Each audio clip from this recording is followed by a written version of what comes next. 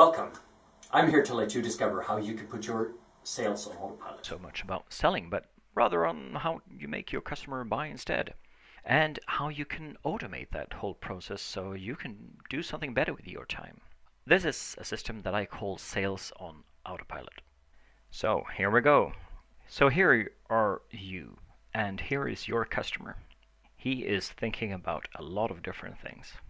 How to get more customers, how to make the customers he has to actually go buy more, how he should relate to different regulatory requirements, and how to impress the ones that he reports to. And he's even thinking about whether he has forgot anything for his checklist of things to buy to bring home later tonight. Unless there's some really particular circumstances. Unfortunately, he does not think that much at all about your product or its functionality. As a matter of fact, unfortunately, it may be that you are not even in his world at all. So, does this feel like an impossible situation? Oh no, it doesn't have to be that at all. Certainly, there are a couple of moments when he actually will take notice for what you're doing. It is, for example, when you make it probable that you can solve one of his problems right before his eyes, like you can do with a direct mail or meeting at a trade show or even in a one-on-one meeting. But it could also be when you've reached him on the phone and you will have a couple of seconds to actually convey that you understand his problem and that you can help him to solve it for him. It could also be when he actively searches for solutions over the internet. Every time you only have a couple of seconds to actually get that attention. But when you do have it, you have a little longer to get his interest up. However, as soon as possible, you have to wake his desire. And when you've done that, you will actually have a lot longer time than you probably think on your side, and then you can really show all the benefits that will apply to the customer. But any which way, this will not lead you anywhere unless you ask for a very specific action.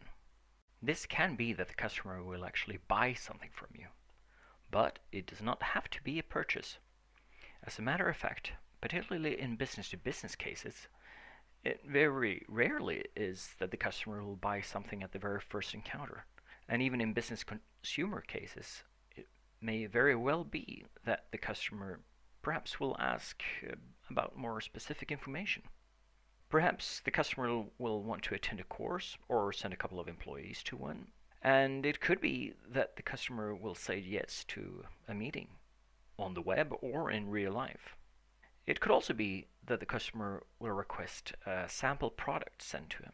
No matter what, you should be starting to ask for just a mail address or a fax number or perhaps the address of the customer. This is just to be able to keep contact and so you can start to build a relationship a little bit more on the long term. When I started the company Sell IP, we tried to sell directly over the internet already from the beginning. It did work, and we did get about 1% as customers directly. I thought it was a real shame to just miss out on the 99% of the website visitors that just came by. That's when I thought that we should be providing some information that would be value to the customer, but that would have a really low cost for ourselves.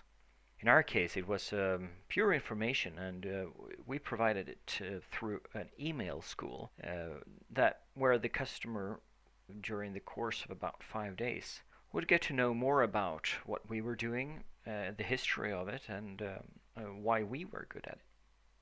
And suddenly, we got into contact with about 20% of our visitors when all they had to do was just to leave their email address.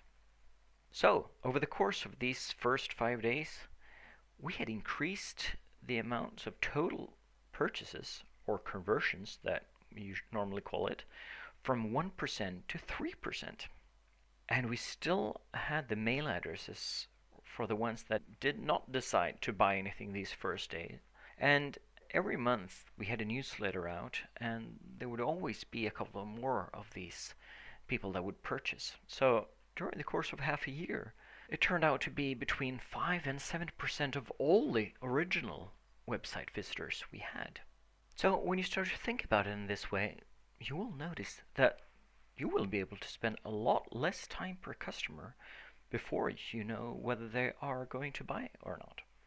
You will be able to build a relationship with a customer over time much easier. A sales representative, he could have 150 accounts instead of just about 20, and he can absolutely service them a lot more efficiently. So you won't let the competitors in and you will double your sales. You will also be getting a lot more measurable data on, for example, things like how many contacts that you will need to have in order to get one action from them, when a customer first came in contact with you, when a customer will show an interest for something from you by just clicking on a link, by sending in a response card, an email, or a fax, or by calling you, and how many of your website visitors that will or perform an action of some sort.